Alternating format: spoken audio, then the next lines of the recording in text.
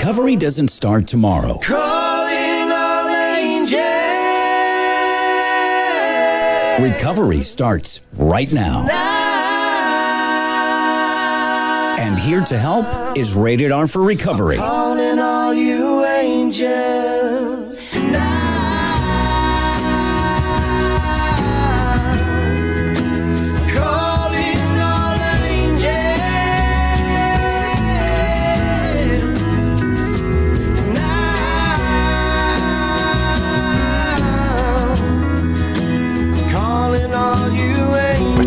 Hi, everybody. Welcome to another edition of Rated R for Recovery. RatedRforRecovery.com. That is our website. I'm an addict alcoholic. My name's John. Hey, John. And my co-host at the end of this table is... I'm just a nice girl who could never say no. My name is Joy. Welcome to the show. Thank you, Joy. Joy, as we start off here, why don't we tell the listeners what Rated R for Recovery is? I thought you'd never ask. Rated R for Recovery is a recovery-based, faith-driven program bringing help, healing, and restoration to individuals and families impacted by addiction. Through interviews, sharing information, and entertainment, we strive to be a catalyst for all who wish to recover. That's very good. So that's just what we are. You can find us on our website with all our shows archived there, thanks to our executive producer, Mark Santora, our associate producer, Raylene, and our in-house producer, Eileen Kay. Those are the team that we use right now for Rated R for Recovery, broadcasting each week out of the KRZ studios in South Fort Myers, Florida, at 507 Center Road. I say this because if you're in the area and want to stop by on a Tuesday night, we start the show at 6 p.m., and you're welcome to sit and be part of the studio audience. You're welcome to interact with us as we go through the show by texting 239-980-8080. In fact, tonight's show, we're going to be doing kind of a question and answer thing based on, I guess we're going to base it on my history of I fought the law and the law won. All right. So, and that has been my history for many, many years, not today. But before we do, we have some nice, fun announcements to make. Starting with Joy, you have announcement of a retreat, I believe. This is a local event. It's been going on for over 20 years. It's called Sisters by the Sea. It's in Naples, Florida, the weekend of June 12th through the 14th. It's a group of 400 of your closest friends having experiences and activities and speakers and workshops.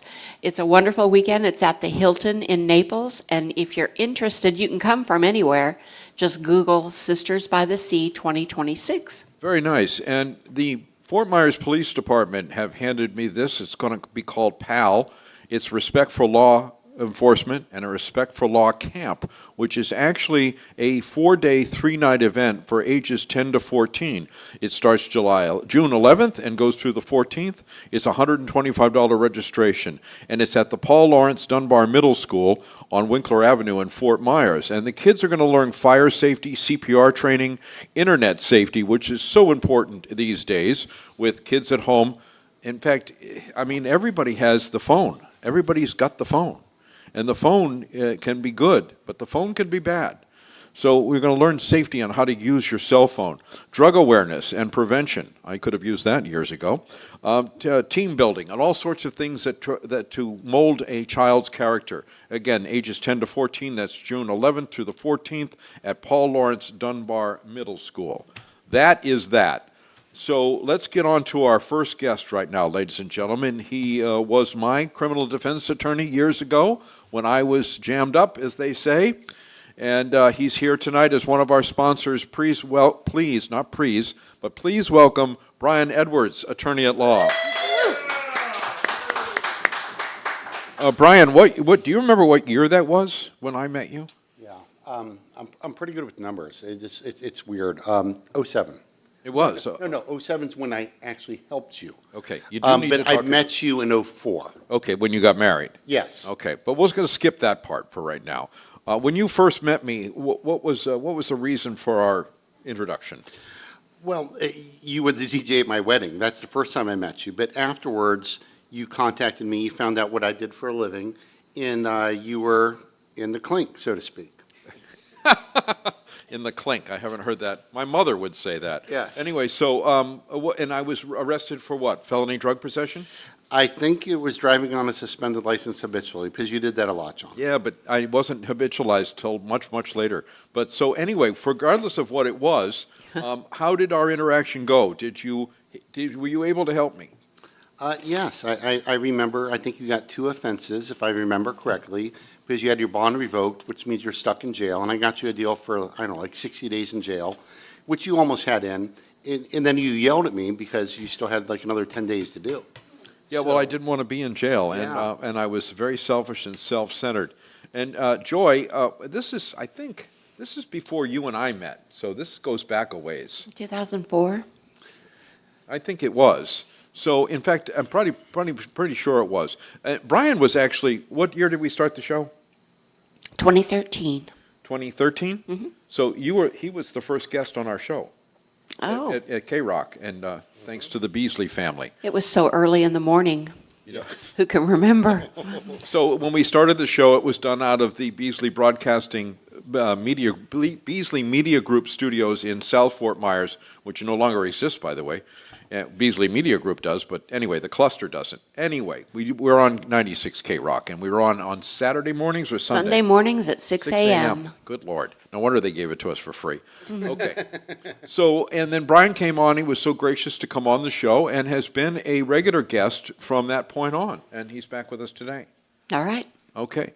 So, Brian, we have a couple of questions that have been sent in via email and kept on in a jar and hermetically sealed, and they haven't been opened till today. And the first question is from Sydney, from Massapequa, New York. That would be somewhere on Long Island, I guess. Okay. What is a pretrial conference? Sydney asks. So here, locally, in Fort Myers, Florida, a pretrial conference is something, if you have a felony case, that's obviously, as the name says, it's before trial. So the judges usually like to check in with you about once a month, just to see what's going on. Are you doing depositions? Is there a plea offer? Do you have all the discovery? So on and so forth. So a pretrial conference is just that. It's prior to trial. And a lot of times the judge just wants to check in with you, and you let the judge know what's going on, and from there you get another pretrial conference where eventually you will get set for a trial call. And pardon me, Joy, before you go to the second question, I'd be remiss if I didn't say Brian is one of the sponsors of his show. You can contact him by looking at ratedrforrecovery.com, but also you have a website. I do. It's www.fortmyerscriminallawfirm.com. My phone number is 239-791-9463. 9463. You heard it right here. Joy, we have a question here from Margie from Wichita, Kansas. Do you see that question, number one? Mm-hmm. Margie wants to know, do I have to let the police into my house? No, unless they have a search warrant. Then you don't have a choice. But no, if the police are just there for what they would call a citizen encounter, you do not have to let the police in. You can demand that they give a search warrant or show you a search warrant. If they do have a search warrant, they don't have to show it to you right away, though. So a lot of people don't realize that. So if there is a search warrant, there's no requirement that they have to, all right, here's what it is. So On Law and Order, they do. yeah, on Law and Order they do. A lot of things happen on TV that's not like real life.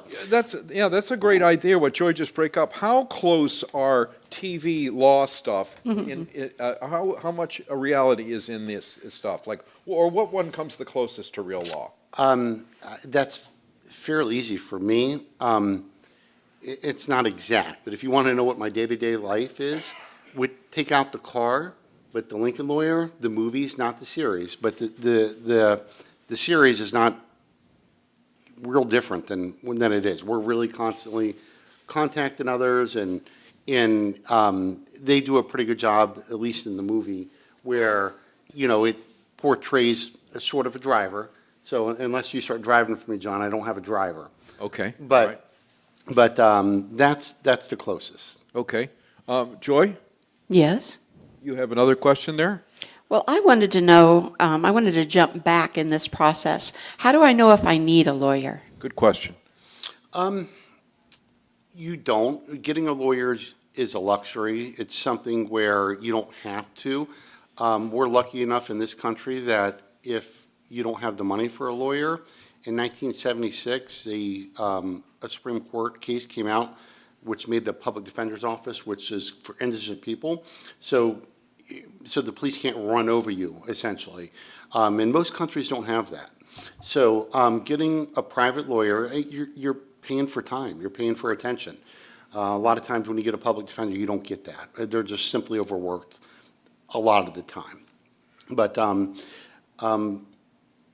if the police visit you, I would encourage somebody to at least contact an attorney. I was just contacted 45 minutes ago about a guy who was worried about something that he might have done in the recent past, and I gave him some advice, and he didn't need a lawyer at the time, but he may in the future. So that happens to me. I get that question every single week.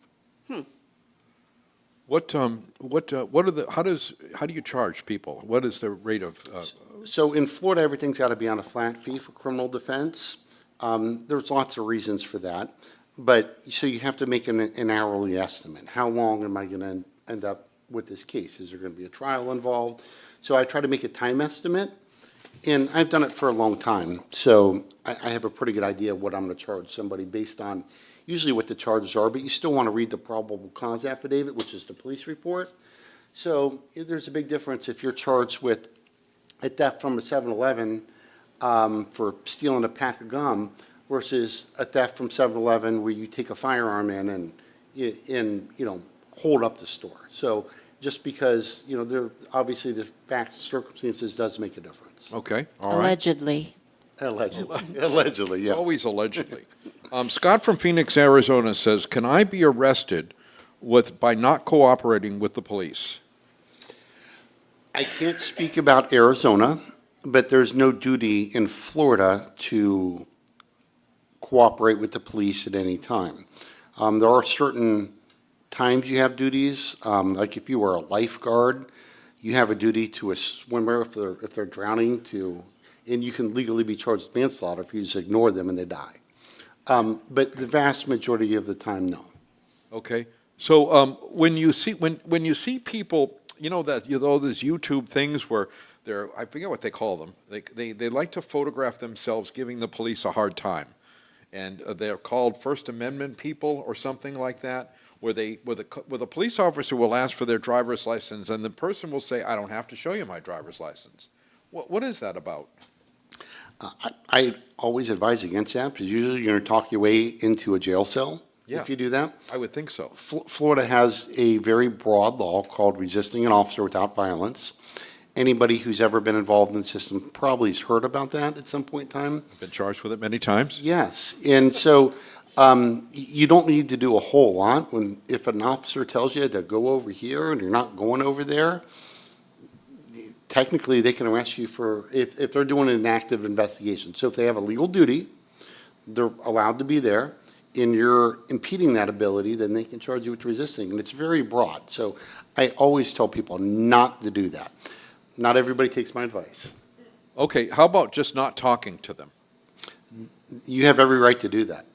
So there's the right to remain silent? Is Exactly. that what that is? Exactly. Okay, all right. But will that talk you into a jail cell also? Not a lot of the times, Don't no. sound too sure of that. So if they have enough to arrest you for a crime, generally speaking, if the police want to speak to you, there's two reasons.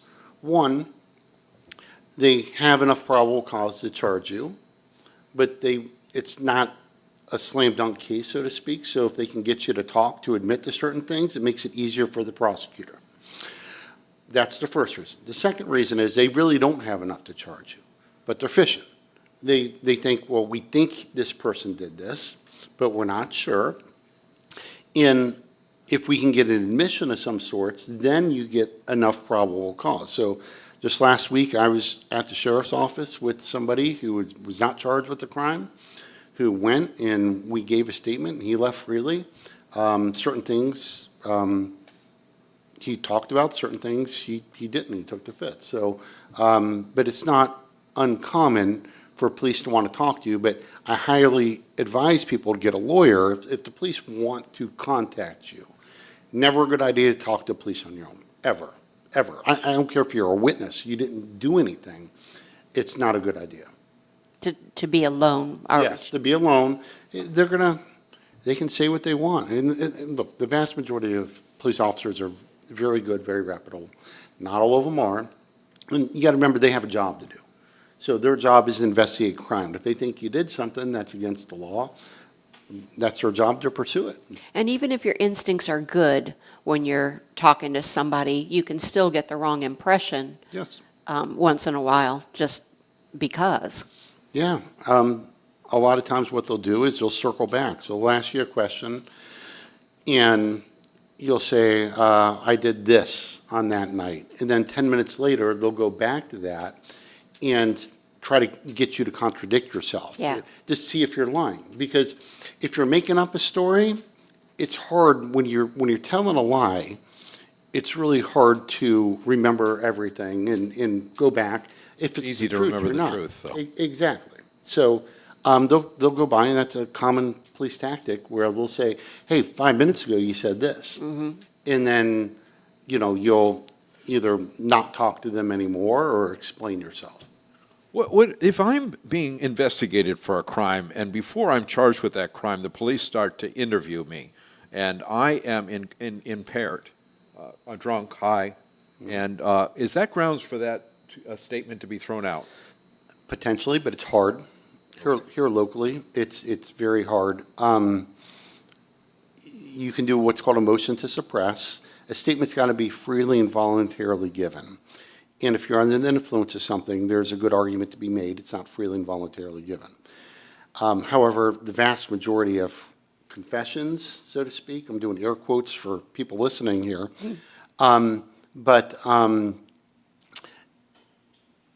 it's just never, ever a good idea To what?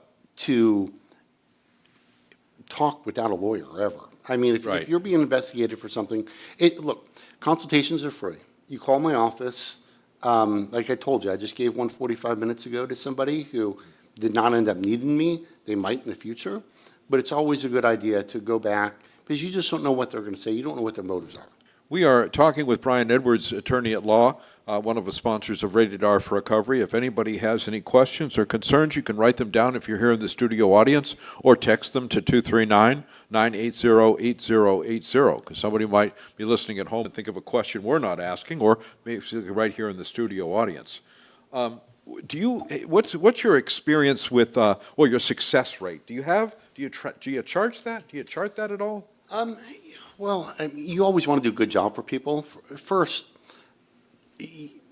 and some attorneys do this, some don't, but I know this is a faith-based driven show, and I myself subscribe to that. I'm a Christian also.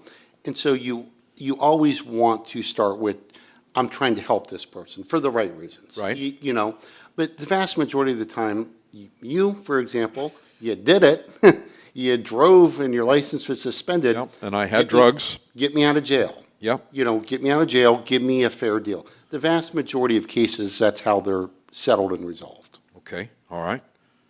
Minnie from Brooklyn writes in and says, I was arrested for DUI. Can a lawyer get this charges reduced to reckless driving? Potentially, that's what most of my DUI clients want. They want a reduction. Sometimes it happens, sometimes it doesn't.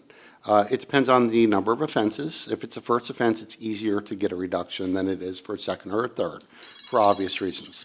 Sorry about that. No, it's fine. Also, the facts. If you're stumbling drunk, it's really hard. Most things are videotaped now. Yep. I mean, most of the police have body cams where you can see and hear everything. So when somebody's impaired, 90% of the DUI case, you can tell. So I usually bring them in my office and I go, let's watch your video together, see how strong your case is. And let's say it is a strong case. Let's say the person does look messed up. Is there still a chance of getting these charges reduced? Well, it depends. What's your blood alcohol level? did you blow, so to speak, into the breathalyzer, or is there a medical result from the blood? That will make a difference. It's a lot easier to get an 07, 08, 09 reduced than it is for somebody who has a 1.5. And should you blow? Now, Florida has a new law where even if you've never been in trouble before, it's now a separate crime to refuse to blow in a breathalyzer. Oh, It's a is that total. constitutionally correct? Well, Doesn't that violate the person's constitutional rights? it hasn't been struck down, let's put it that way. How long have we had this new law? A year and a half, fairly recently. But, so, old advice you'd give is, look, if you've had more than 2 drinks, probably shouldn't blow. If you've had 3 and it's been like 5 hours, you're fine. But if you've had 3 in 30 minutes, that's not a good idea.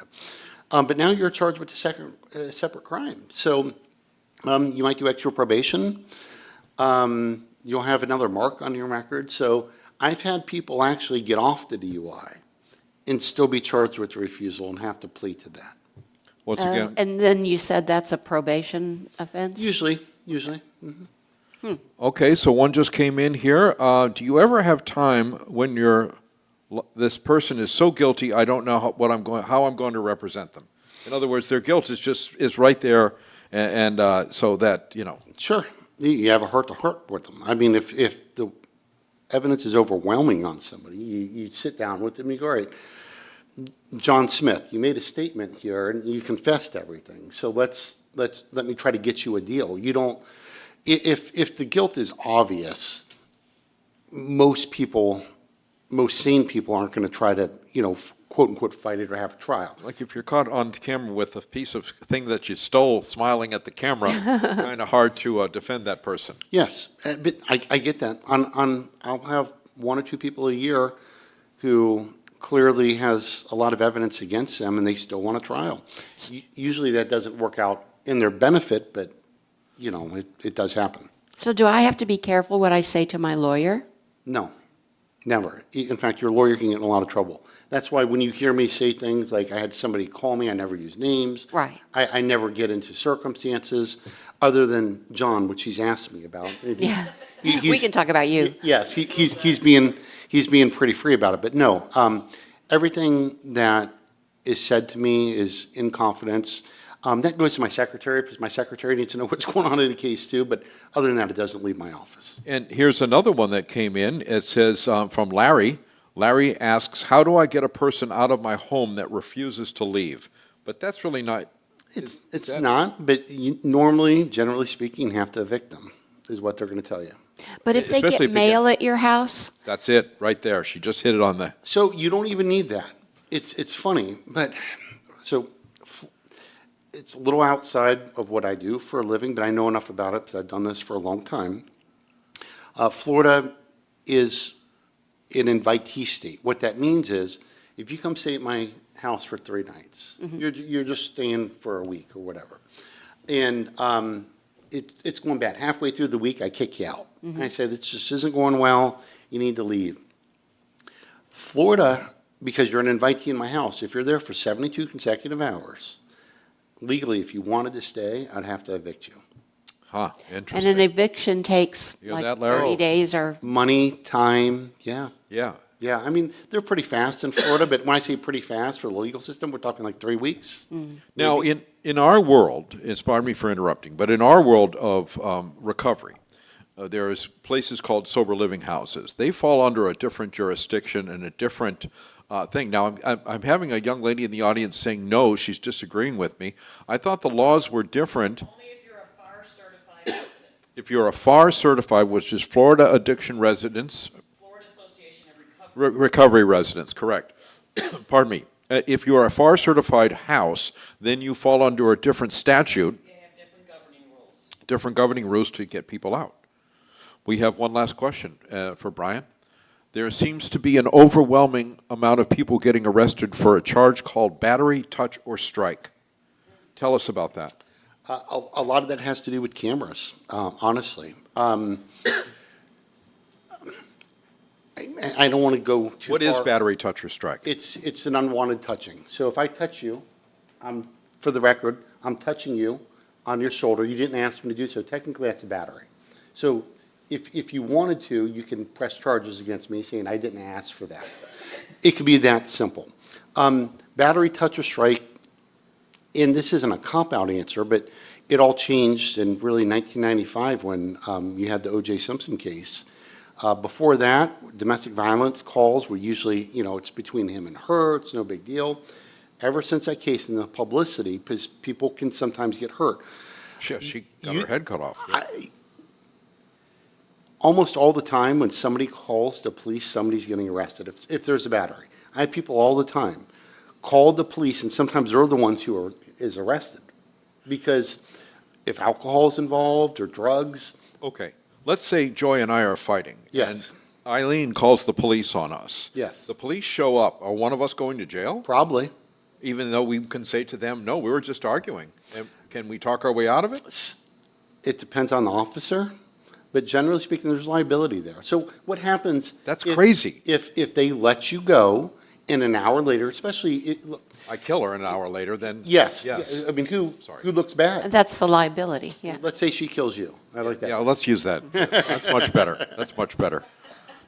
Yeah, okay. All right, so Either way. That's just like how it used to be when I was a teenager, and Al can attest to this because Al is in my generation. A few of us in the audience might be, that when we were pulled over by the police and we had drugs or alcohol, well, let's say we had a joint or a little bit of marijuana or a little bit of alcohol, they would pour it out and send us on our way.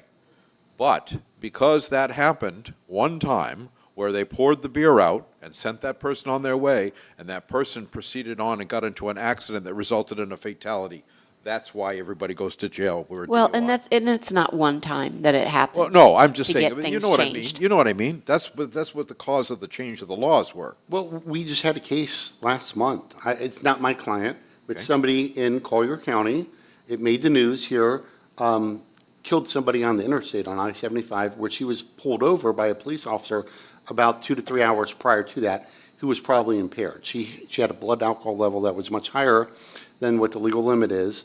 And according to the media, I don't know any of this, I'm just telling you what I read. Right. But according to the media, there was a relationship with her where he knew her from somewhere and he let her go.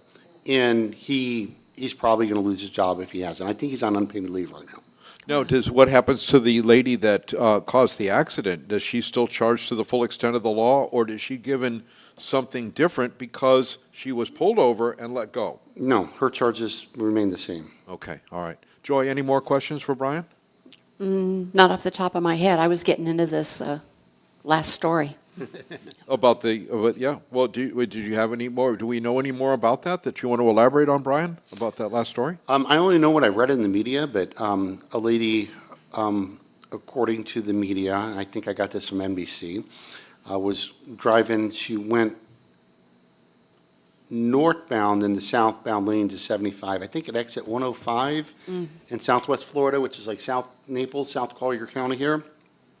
And from what I read, she went about 3 to 4 miles in the wrong direction, nearly hitting a bunch of people. Oh, my goodness. Before finally colliding with somebody, and then 2 cars got in the accident. And one of the fellows who was driving the right way ended up dying. And he was older, but I guess from what the media says, he was in really good shape. He was, I guess, like a young 90. Yeah. But, things like that do happen. And it's a shame. So don't drink and drive. There's no reason to drink and drive.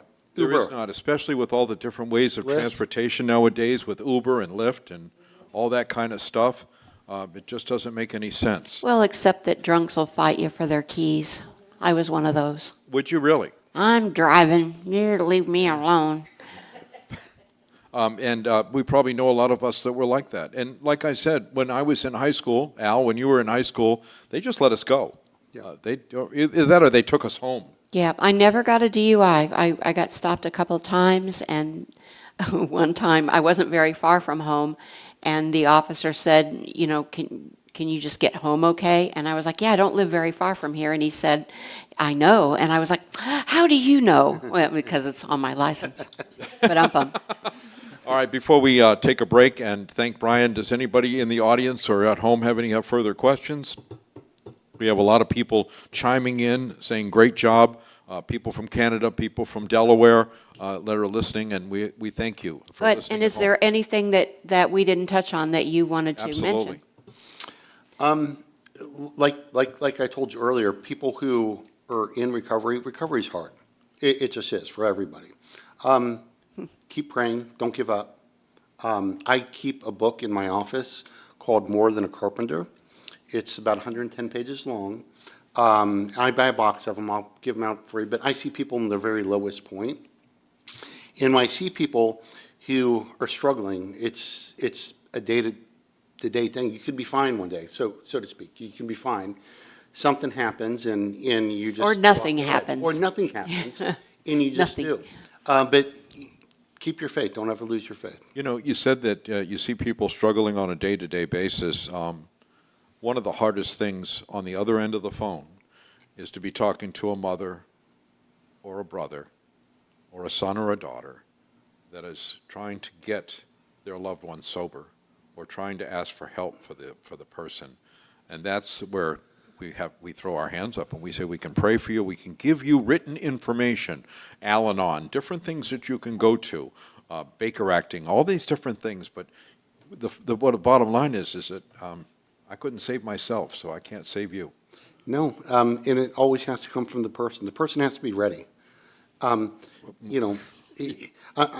Sometimes some of the best things that happens to people sit in the jail for 8 to 10 days when they dry out. Or 6 months. Or 6 months. Yeah. But the withdrawal is real. Sure. And when people go through that, I tell people, I go, you remember that. As bad as it was, you remember that. Because next time you want to use, think about what happened last time. Yeah. The trouble is with us severe addicts and alcoholics, we have a built-in forgetter. And we sometimes don't remember the misery and pain and suffering of a week, a month, or a year ago. It says in our literature, then we were without defense. Brian, give your email or your contact info again. Sure. Again, my name is Brian Edwards. 239-791-9463 is my office number. I'm here locally in Fort Myers. I've practiced law since 2001. I'm a former prosecutor and criminal defense attorney. www.fortmyerscriminallawfirm.com is my website, and you can get a lot of answers or questions you may have right from my website. Give Brian a nice round of applause, everybody. When we are going to take a commercial break, and when we come back, we have Kimmies Korner, ladies and gentlemen, and we'll be talking to JP from the Midwest Food Bank. That's right after this. You're listening to Rated R for Recovery and RatedRforRecovery.com. Struggling with life's challenges? At The Next Step, we're here to guide you to a brighter tomorrow. Whether it's counseling, recovery support, or simply finding hope, we provide the tools and community to help you rise. Take the first step toward healing today. Visit thenextstep.org and discover how we can support your journey to wellness. Remember, every step forward is a step toward a better you. The Next Step, your path to hope, starts here. With offices in Fort Myers and Naples, 844-639-8371. Have you been charged with a crime? You could face serious penalties for conviction, and it is vitally important that you have skilled legal assistance on your side during this time. Call Brian L. Edwards, Esquire, attorney at law today. 888-512-6254. Results matter. With a track record of success, our methods are tried and true. Mistakes happen, but we can help. Brian L. Edwards, Esquire, attorney at law. Visit FortMyersCriminalLawFirm.com or call 888-512-6254. Feeling trapped in addiction? White Sands Treatment Center offers more than just detox. We build lasting recovery. With 3 inpatient and 18 outpatient locations located throughout Florida, we offer services from medically supervised detox to inpatient, outpatient, and sober living programs. Our services include individual therapy, family therapy, life skills, and small group sizes. Our amenities include yoga and massage therapy with recreational activities, including gyms, pools, and spa. Newsweek has named White Sands one of America's best addiction treatment centers 5 years in a row. You deserve quality care in a safe, supportive setting. Call White Sands Helpline at 833-423-8282 2338 or visit whitesandstreatment.com and start your recovery journey today. Welcome to Holy Spark. At Holy Spark, we bring power and reliability to every job.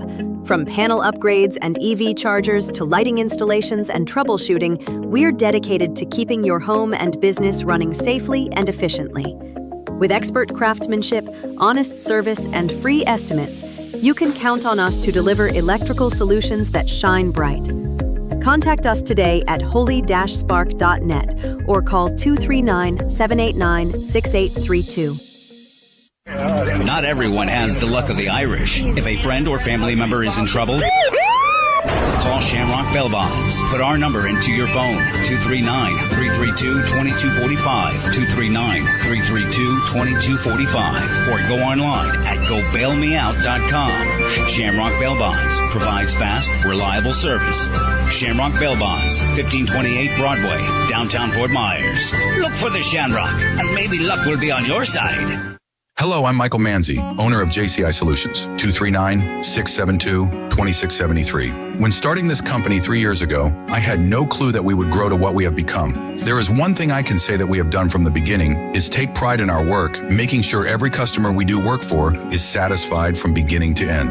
Offering residential painting all the way to commercial painting with jobs done in a timely manner, with highly skilled professionals giving you top-of-the-line work. To help you create your new look, call JCI Solutions, 239-672-2673.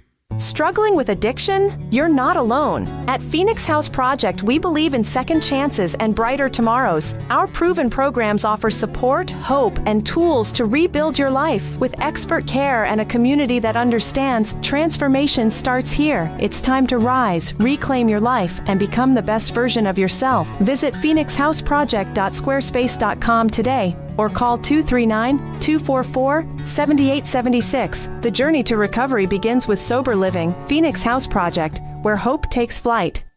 Kimmies Recovery Zone, where hope meets action. We're here to guide the journey from treatment to thriving, healthy living.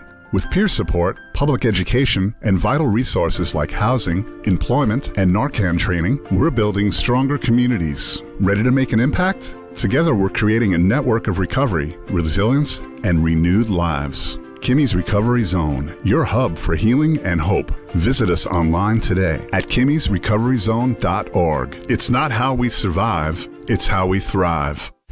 When children have to play inside so they don't disappear. Welcome back to Rated R for Recovery.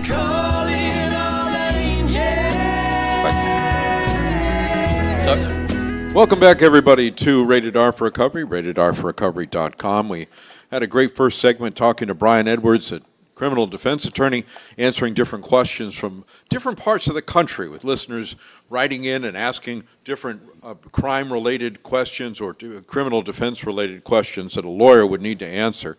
One of the questions that people ask all the time is, where can I get this? This is a life-saving, I don't know, what do you call it? Life-saving... Yes. Tool would be a good word, right? Called Narcan. Narcan is a life-saving tool that brings people back from opiate overdose. And a gentleman who is sitting with me right now is the founder of Kimmies Recovery Zone. And Kimmies Recovery Zone was named after your daughter that passed away of an overdose. Yes, when did this come about? When did this stuff come about? Well, that actually came about after Kimmy passed. We didn't hear a whole lot about it. Back 10 years ago, you did, but there wasn't a whole lot of information about it. And then when we heard about it, we started to investigate it and when Heidi and I started this, we found that this Narcan, really, the story behind it, so we made a big effort to get that to the public, and we have, and we've got 100,000 units out so far. 100,000 units. And Yeah. when he mentions Heidi, that's Heidi Webb, ladies and gentlemen. She's the CEO of Kimmies Recovery Zone, which is an outreach center. So if I'm not mistaken, by the way, Al Kinkle, ladies and gentlemen. Well, welcome, Al.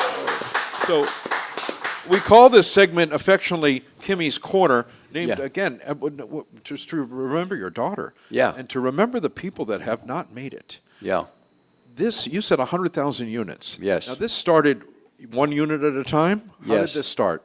Yeah, actually, what we did is we started with several units at a time, not a whole lot, but we would probably get maybe 100 a month or something like that. Then it just rose, 600 a month, 1,000 a month, and To the law enforcement, to first responders, to treatment centers, to hospitals, everywhere you can think of. You're responsible for. Yeah, Lee County schools, we're in all the schools, yeah. Lee County schools. So, yeah, and I think, we have to thank the state for that because we get them for free and we give them out for free. Good for you. So if you want to buy them in the store, you're going to pay $50. Really? $60 for that in the store. yeah, Interesting. if you Very want to- good. So that's a great job. Now, another thing Kimmies Recovery Zone does, because there's a method to my madness. On ahead. Mondays, this place is a food bank. Is that correct? Yes, it is, Where sir. people from all over Lee County can come and help feed their families. Yes. And that leads us right to our next guest, doesn't Yes, it? it does. This gentleman sitting right there. I'm going to let you JP. take over now. Well, no, you keep it up, man. You want me to introduce you? Is that what? I've already done that. No, do it again. I liked what you said. So, ladies and gentlemen, at this time we've got our second segment, which we affectionately call Kimmies Korner. Let me introduce you to the founder and creator of Kimmies Recovery Zone, Mr. Al Kenkel. Yeah. Oh, yay. Well, good evening, everybody, and it's a great honor to be here again on Tuesday night with such wonderful people. Good story we started out with tonight, and that story will go on to live forever and change other people's lives. And someday that person that his life might be changed from that story can be here speaking about his great journey. So tonight we were blessed in having the opportunity to have JP here, and we're excited about that. And he's from Midwest Bank, and Midwest Bank's one of our great partners here in Fort Myers. And he's a very interesting young man. We just had a nice conversation, and he's an artist, and he's from Colombia, and he's been here for quite a while, but I'll let you explain that. But it was very interesting. He's, being an artist, he's very creative, and so is Midwest Bank. They're figured out how to get enough food out into this community. But it's not a money bank, right? No. It's No, a food bank. Food bank, Midwest yeah. Food Bank. Yep. Yeah. Yeah, you know what? There was a bank, Midwest Bank. I think they merged or something like that, or got robbed and went out of business. I don't know, but they're not around anymore. Anyway, so JP, tell us a little bit about Midwest Bank and how you got involved. Well, thank you for having me, Al and John and everybody, Joy and Elaine, for letting me come here today.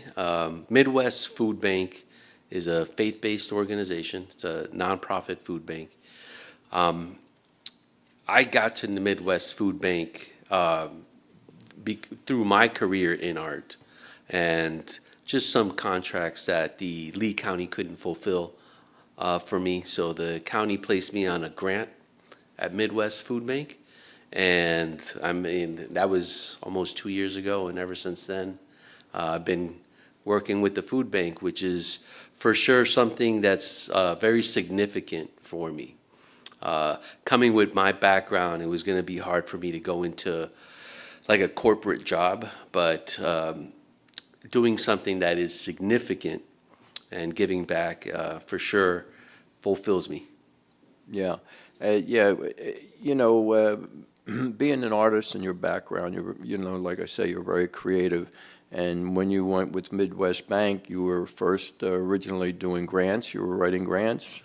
That's correct. So initially, I'm more into public art. Okay. I do public art projects all across the U.S. Wow. My home was here, so I did do some local public art projects here as well. But yes, I initially start with Midwest Food Bank with their development team and mainly focused on writing grants. That is correct. That's how I started with Midwest Food Bank. And I got good at writing grants. It was really because of need. Because as an artist, we struggle a lot. And to be able to fulfill my projects or to get funding for projects, you just have to be really good at convincing, because it's hard for a local government or a foundation, to sign that check, to fund projects for, art projects. Culture is very important, but food insecurity is definitely, I think, more important. It's going to be, I've always advocated for the arts, and I advocated for culture my whole life, but for sure, not having food is going to be more fundamental than not having culture. Food first. For sure. Yeah. For sure. Yeah, good. So, I care a lot about what, about what the program is about. So that significance for me has kept me with Midwest Food Bank for sure. Well, you're with a good organization. We have a lot of respect for them. They help so many people. Thank you. We have a lot of respect for you guys as well and everything you guys do for the community. Well, and for us to be able to stand along you guys is, it is an honor. Well, we appreciate that. And then Midwest Food Bank is not just local here, they're across the United States? Well, we're an international organization. We have 10 locations throughout the U.S. and 2 overseas, 1 in Haiti and 1 in Africa. Nice. And so what exactly do you do here locally? Locally, so what we do here, we're a faith-based organization. We provide free food to nonprofit agencies. So we don't distribute food to the public directly. We distribute to 220 nonprofit agencies across 20 counties in Florida. So if I'm a nonprofit agency and I want to join and get some food from you guys, do I have to write a grant to you? Well, it's not a grant. You would just have to fill out an application free of cost. So you fill out an application. If you're a 501c3 and you are tax exempt in the state of Florida, those are really the only 2 requirements. And then if you, if we have the availability, we for sure would onboard you. And of course, you should have a food program up and going already. We wouldn't be like your sole support. We're an additional support. We're an additional support to your program. Oh, good. Yes, ma'am. So on your volunteer base, I would imagine you have a big base of volunteers, somewhere between 3,000 and 3,500 volunteers? Is that somewhere close? Yes, so last year we had a little bit over 3,600 volunteers come through our Florida division. Midwest Food Bank, all of our locations across the U.S. Work off the same framework. We have a very low overhead. At the Fort Myers location, there's only 6 staff members. Pushing out the number of food that we push out, an organization typically has anywhere from 40 to 60 employees. But we're able to work under that framework. We keep a very low overhead. And that's something that really stands out about us. It's a 1% overhead ratio. So that means, like if we get a project funded, or if you donate $1, 99 cents will go back into our program, and we keep 1% for our overhead, for our administrative costs. So that's kind of how our program works. That's amazing. Oh my goodness. Where do you get your food? We get our food from across the country. So we don't do a lot, we don't do the retail pickup, that's great as well, like salvaging food from, Publix, Winn-Dixie, Costco. That we do a couple stores, I believe, but that's not our strong point. We go directly to food manufacturers. So we go to Kellogg's directly, or we go to Atlanta to get Coke from Coca-Cola directly. We go to Pepsi. We go to Tyson in Texas to get meats.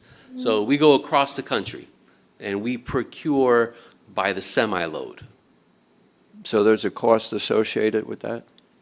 We try to keep our expenses down, and if there is a cost, that's mostly where our funding is going into. Okay. It's going to go into logistics and transportation. So we could probably sometimes get like salvage some food from some Kellogg's. But the cost of getting it down, that's kind of where our funding will go into. Now, that's interesting. Yeah, very interesting. Now, today, with food insecurity, it seems like it's on the move upward, people being insecure because of the cost of food, loss of jobs, rents being higher, and also, too, we have an unhoused population. So how does Midwest handle that? Have you seen a big increase in the demand from people like ourselves and other organizations? For sure, especially, I don't know if you guys remember when the SNAP benefits were cut. I mean, that even affected the Feeding America program. So us not being privately funded and not under federal funding, we were able to for sure step in. We definitely saw a huge change. Our partners were calling us more often, trying to get more food. So for sure, we definitely see the impact. Okay, all right. Throughout the counties. Okay, and now your volunteers that we have, you in particular, we know very, very well, but the volunteers, a lot of the volunteers you have, a lot of us want to give back in some way, shape, or form, especially from the recovery side of it. We're looking for things that we can do to help other people in the community. Do you find that grounds that you can cultivate people from? Oh, absolutely. I mean, we get people from all different walks in life. We have our faithful, churchgoers who are there, to share the love of Christ, and they volunteer with us.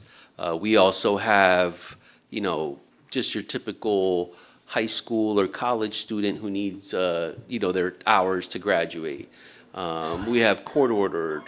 We don't discriminate at all. We believe in second chances for everybody, and if we can always use an extra hand at Midwest Food Bank. So any volunteer is more than welcome to come out and sign up and volunteer with us for sure. Okay, I love it. I love it. When you're recruiting volunteers, are there some of the qualities that you look for? What's some of the qualities you look for when you're looking at volunteers? We have positions for everybody at Midwest Food Bank. I mean, our whole accounting team, our bookkeepers are all volunteers. Wow. We have volunteers in marketing. We have our truck drivers are volunteers. So you need a CDL for that one, though. Yeah. But we also need box truck drivers. So if you don't need a CDL for that one, and that one for sure, we have a new partnership with Bimbo, and we're going to be needing a box truck driver Tuesdays and Thursday mornings. So if anyone's listening and you can drive a box truck, you'd be doing a great service for sure. To our community, if you're able to help us pick up that load of bread. So we have all different types of volunteers. All right, I hope everybody's listening out there and get over there to Midwest Bank and do some volunteering, whether you're a truck driver, a bookkeeper, or a banker. Or event planner, for sure. Yeah. Or kids. Yeah. We also work with a lot of schools. I think this weekend we'll be with Challenger Middle School. We'll be out at the food bank. We also are going to be working together at the Blueberry Festival. Oh, we're there. Yep. So that'll be May 2nd and May 3rd. We're there. All right. So thank you, Kimmies, Yeah. for being there and stepping in and helping us with the volunteers for that. It should be a fun time. We'll have a good time. Mark will eat some blueberries if he's out there that day. Well, and can we talk about it? You Sure. said the date. What's the date? It's going to be May 2nd and May the 3rd. So And the it's times? this weekend. This And well, we should be there by 10 to 5, Right. 9:30. So it starts at 10. Until 5 o'clock. 10 to 5. Yep. Okay. So it'll be fun times. There'll be monster trucks, pie eating contests. Wow. A lot of fun rides. I think I saw one of those bull riding machines too on there. And where is it? It's going to be at the Lee Civic Center. Nice. Good information, thank you. Yes. And there's about, we got a number, you probably maybe have a different number, but around 613,000 children that live in food insecurity families, but it's 613,000 children. Is that? Where? Was that in Lee County? Yes. Oh, in Lee Well, man, County. I don't know the number off the top of my head, but I mean, That's pretty high. I would have to go. I would have to check in on that one. Well, that's all right. You know, just that we know that there is a lot of food insecurity going on, and you know those numbers there could be a little skewed, but we think that they're probably just about right. But you know, we have a big population here, and we do have a lot of children. So That's a lot of people. yeah, it is a lot of people. So. And that's the children. So if that's 600,000, you got to think that that's 600,000 families. Absolutely. Right? Yeah, exactly. And I think that when we see the unhoused and we see the prices in the supermarkets and everything, gasoline going up, and there's a lot of things that doctors, going to the doctors and things like that. And some of the things you start cheating on is your food, you know. So it's going to make that blow up like a big balloon, and we don't want to see that happen. But we'll pray, and hopefully things will come down a little bit sooner than later. So Kimmies Zone here in Fort Myers, Lee County, are specific challenges and gaps you see in the area that Midwest Bank can fill, and we can help fill that. Is there anything specifically, any gaps that you see? Well, I mean, you guys are already filling them. Mm-hmm. You know, you're in the front lines. We're more on the back end, helping organizations, but, you know, organizations like yourselves, you know, you guys are in the actual front lines, you know, out there with the community. Okay. So I think you guys are already doing a lot. You know, hopefully we would have more organizations like yours that that would give back to our community. Good. Yeah, we have a great team. I mean, when they go out, they really go out and try to touch everybody that they can get their hands on. And we had a little conversation earlier, and we collaborate with just about anybody that would talk to us, because anybody that will talk to us, we know that in that story, when we're talking to them, there's somebody that we can help along the way. So, and then with your help, which is so valuable to us, and we appreciate it. You got something, Amy? No? All right. Something for Eileen. So, Eileen. So you provide food entry free of charge for your nonprofit partners? Right.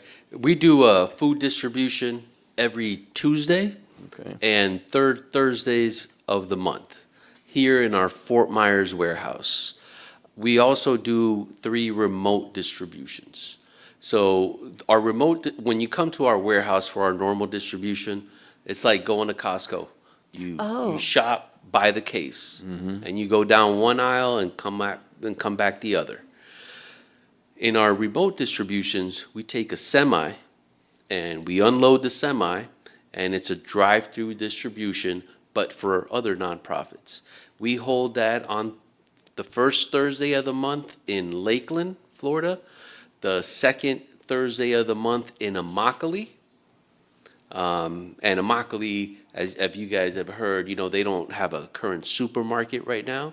So for sure they're going through some rough times. We're always looking for volunteers to attend our Immokalee distribution. So if that's something that you guys ever wanted to come out to, you'd be more than welcome to be out there. And third Thursday is at our warehouse, but fourth Thursday of the month is a new distribution we started, and that's in Venice and Sarasota County. All right. Is there any cost involved in coming to the food bank? We provide food free of cost. We distribute only to nonprofit agencies. So it's Kimmies Recovery Zone, Community Co-op, St. Matthew's House. Okay, so when you have your distribution center on Thursday somewhere, then the agencies come? Correct. Okay, gotcha. Agencies come. We schedule anywhere from 30 to 36 agencies on their giving date. And yeah, we have this 4 of them come around every 30 minutes. They're coming in and they come in to shop the warehouse. Nice. Okay, if we have some people that be interested and wants to volunteer, what's the best name? Is there a name when they call? Oh, for now, it would be with me. With you? Absolutely. Okay, well, good. So You're looking just, for JP. That's Yep. it. Now, what I typically say is if there's if you're by yourself or you're with someone else, you can just go ahead and walk in and volunteer. Okay. If it's 2 or 3 maximum. Now, if you got a bigger group, then, then we would want to figure out a date, organize a date so that we can set up for you guys. Okay. Good, that's fantastic. And how about if somebody wants to donate? What? And if they want to donate, I mean, call, or they just you can mail a just check? go right into the website, click on donate, and make sure you're donating to the Florida division, or just write a check to Midwest Food Bank, Florida. All right. Okay. So before we wrap this up a little bit, what else would you like to talk about that we might have missed? Giving me some information that we didn't ask you. Is there anything that you want to put out there? No, I mean, I think we pretty much covered everything. Just that Blueberry Festival's this weekend. We talked about our distribution, our volunteers. We're so grateful for volunteers. Yeah. We wouldn't function without volunteers. Now, sometimes with volunteers, they'll get to the warehouse and you got to check in the kiosk. But we track all the hours that volunteers come to serve with us. It's because their time is valuable too. Like if you come to volunteer, like this weekend, all the volunteers got to check in and register. But the reason they're doing that is because they have a value, right? So I think it's like $32 an hour that a volunteer costs. And for us, we report on these numbers, right? So like these 15 volunteers going Saturday for 8 hours each, that starts adding up. And so we're saving this amount of money. That's how much. And we like to share those metrics with the organizations that we are partnering with, because it's important for you to know like the savings that you're bringing to us for being there. And helps with grant writing. Yeah. And it helps with grants, correct, right, for sure, because these are, if you have your metrics in order, right, it'll be, so time is valuable. Volunteers' times are, it's valuable to us. So that's why it's important to, sign up, register and everything, of course. So if I come to volunteer, do I work on your schedule, or do I say, I've got 4 hours on Wednesday? I mean, if you're coming to volunteer, it's up to you when you have, Okay. when you can come in to volunteer. Now, remember, if you're an individual, walk on in. But if you're church thinking group of bringing or- a little group in, then we're gonna have to plan something out. But I mean, pretty simple enough. Pretty All right. simple enough. We're typically open from 8 a.m. to 4 p.m. and we'll take volunteer opportunities 9 to 2. After 2, like if you get there at 2, well, the warehouse is starting to close up. So, and we do open on Saturdays for certain groups. If it's over 15 or 20, then we will open up the warehouse for these groups. A lot of fun times, when it is closed, just because we have the place all to ourselves and we can get a lot of more work done. All right. Let me, before John, I want you to sign off and Sue sign off, but, before we do that, I just want to tell you how much we appreciate it and how much this whole entire community appreciates what you guys do over there. Oh, thank you, guys. Yeah. Really. Thank you. I believe we have a question from somebody in the audience. Would you, young lady, would you like to? Yes, I just want to ask JP, so at the Blueberry Festival, what is the cost to get in?